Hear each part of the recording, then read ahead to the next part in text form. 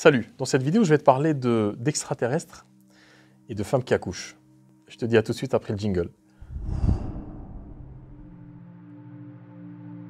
Alors c'est quoi cette histoire d'accouchement et d'extraterrestres? C'est un exemple, c'est une analogie, c'est une parabole que je vais te donner pour te conter quelque chose d'autre. Donc j'y reviendrai juste après, donc reste jusqu'au bout de cette vidéo.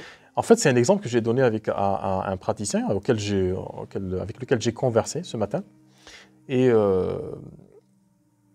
qui n'arrivait pas finalement à prendre de la hauteur sur sa propre situation, parce qu'il passait par des situations un peu complexes, et puis n'arrivait pas finalement à éclairer tout ça et à voir de haut, de prendre cette situation de haut et de voir exactement ce qui se passe. Je lui dis, écoute, ton cas ressemble énormément à... Alors je lui dis, imagine, alors c'est un exemple pas l'absurde, mais c'est un exemple qui vaut ce qu'il vaut. Tu me diras si c'est quelque chose d'ailleurs qui te parle en commentaire. Imagine les extraterrestres débarquent, donc les hommes verts, hein, avec leurs grosses têtes. Donc ils débarquent, par contre ils ne débarquent pas, alors souvent dans les films ou dans l'imagination qu'on se fait, quand ces extraterrestres, généralement quand ils débarquent jamais dans les villes, ils débarquent toujours dans des champs. C'est comme ça qu'on imagine en fait le débarquement des extraterrestres, et puis dans des champs ou des endroits un peu reculés. Et puis dans le film ou dans notre imagination, et donc en fait on les voit de loin. Ça rajoute un petit peu au côté dramatique des choses, c'est-à-dire qu'on va les découvrir de loin et on va se rapprocher d'eux, et ce rapprochement créera justement cette histoire un peu flippante. Mais imagine que ces extraterrestres, ils soient invisibles à nos yeux et qu'ils débarquent dans une chambre d'accouchement, dans une salle d'accouchement, d'accord? Et disons que ces extraterrestres ne connaissent pas du tout l'être humain, ils ne savent pas du tout à quoi s'en tenir, mais quand ils vont débarquer à ce moment-là où une femme accouche. Alors, qu'est-ce qu'ils vont voir? Ils vont voir une personne en train de souffrir, de suer, de gémir, de crier peut-être, sans doute. Et puis des personnes autour d'elle qui lui disent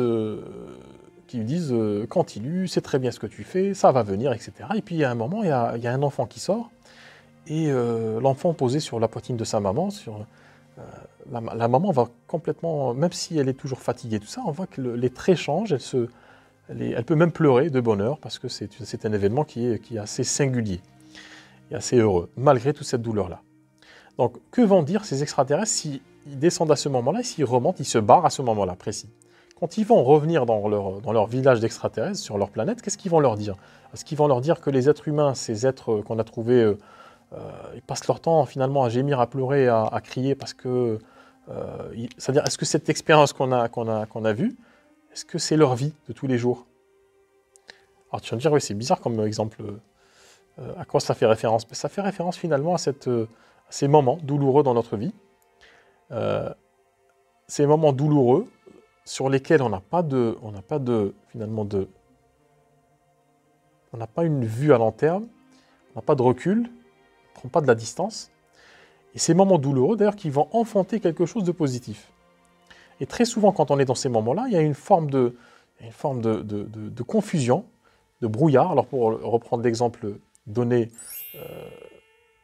ces femmes qui accouchent, elles ont le sentiment qu'elles vont mourir parce que la douleur est tellement intense. J'ai assisté personnellement à la naissance de mes enfants. Je sais que c'est quelque chose, enfin je sais de manière très intellectuelle parce que je ne l'ai pas vécu. Et je vois que c'est un moment qui est assez troublant, assez intense, qu'il y a encore des femmes qui y laissent la vie. Donc c'est pas quelque chose de simple, hein, pas du tout. Et la femme, quand elle est dans cette situation-là, elle ne pense pas à plus tard, elle pense à ce moment-là où elle est en train de souffrir, où elle dit « j'ai l'impression que je vais mourir », tellement c'est douloureux. Donc parfois on se retrouve dans ces situations-là, alors peut-être pas aussi douloureuses, hein, mais ça peut être émotionnellement tout autant douloureux, presque aussi douloureux, et on n'a pas ce recul-là. Et c'est toujours intéressant d'avoir une tierce personne, quelque chose qui nous rappelle que malgré cette douleur-là, comme les sages-femmes ou les infirmières qui sont autour, hein, ou le médecin qui est autour, qui va dire « vous inquiétez pas madame, ça va bien se passer, on a l'habitude, etc. » Donc on a toujours besoin d'une personne à côté qui nous dise « ne t'inquiète pas, ça va aller ». Ce n'est qu'un passage. Et très souvent, ces douleurs-là enfantent des situations différentes. Il reste une condition à accomplir, c'est quoi? C'est d'accompagner cette transition. C'est-à-dire que avant, les femmes mouraient énormément durant les accouchements, non pas dû à l'accouchement, c'est-à-dire à cause de l'accouchement, mais à cause des septicémies, des infections qu'elles pouvaient avoir, parce que je ne savais pas qu'il y avait quelque chose qui s'appelle le virus ou bactéries. Et donc, il y a d'ailleurs un médecin, je crois, autrichien, je crois, ou prussien, qui a un jour se lavé les mains avant, et donc le taux de mortalité a baissé énormément. Donc, aujourd'hui, si tu es dans cette situation et tu te dis c'est très douloureux, je n'arrive pas à me développer, c'est une grosse frustration, je vois qu'il y a des gens qui avancent autour de moi et que moi je n'y arrive pas, est-ce qu'il y a quelque chose qui pose problème en moi? Est-ce que j'ai fait le mauvais choix? Donc c'est des situations qui peuvent être extrêmement anxiogènes. Dis-toi que ce n'est qu'une transition, ce n'est qu'une période douloureuse et c'est à toi de faire en sorte d'accompagner justement cette transition pour qu'elle puisse enfanter quelque chose d'un peu plus positif, on va dire. Et tu vas me dire, oui, mais à la péridurale, il y a des solutions, il y a la péridurale ou la césarienne, il y a des moyens, finalement, de faire qui font qu'on ne souffre plus quand on enfante une nouvelle solution. Alors, qu'est-ce que la péridurale, finalement, dans cet exemple-là? C'est de se faire accompagner. Et d'ailleurs, je viens d'ailleurs de lancer le programme, il est en pré-lancement, Impact Illimité, tu trouveras toutes les informations, donc je te mettrai le lien, c'est impactillimité.fr. Je considère que cet accompagnement, pour moi, c'est une forme de péridurale. Alors ça marche aussi avec les hommes, c'est ça qui est étonnant.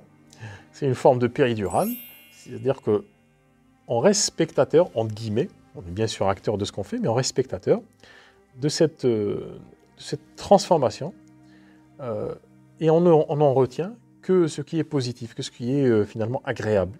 Ça se déroule comment? C'est le fait d'être avec... Alors je serai une forme de sage-femme hein, dans cette analogie, une sage-femme à barbe. Je serai une forme de sage-femme qui va accompagner donc, le praticien ou le thérapeute, ou la thérapeute à passer ce cap-là, à prendre de la hauteur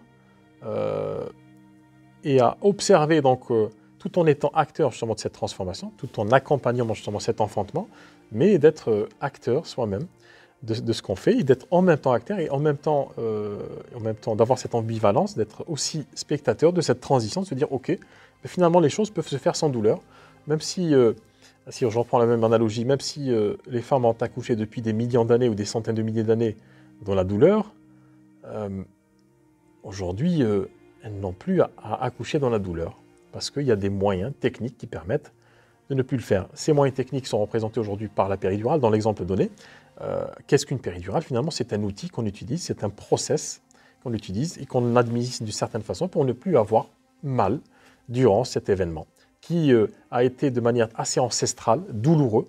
Et donc, la péridurale aujourd'hui, dans le développement de ton activité aujourd'hui, est représentée finalement par ce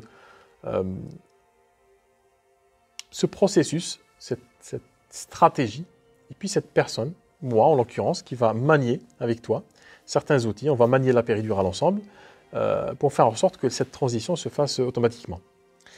Automatiquement, simplement, de manière rapide et sans douleur. Et ça, c'est le postulat de base, parce qu'il y a forcément une personne qui s'est dite, il y a quelques années, quelques dizaines d'années, et si il n'était plus obligatoire de souffrir?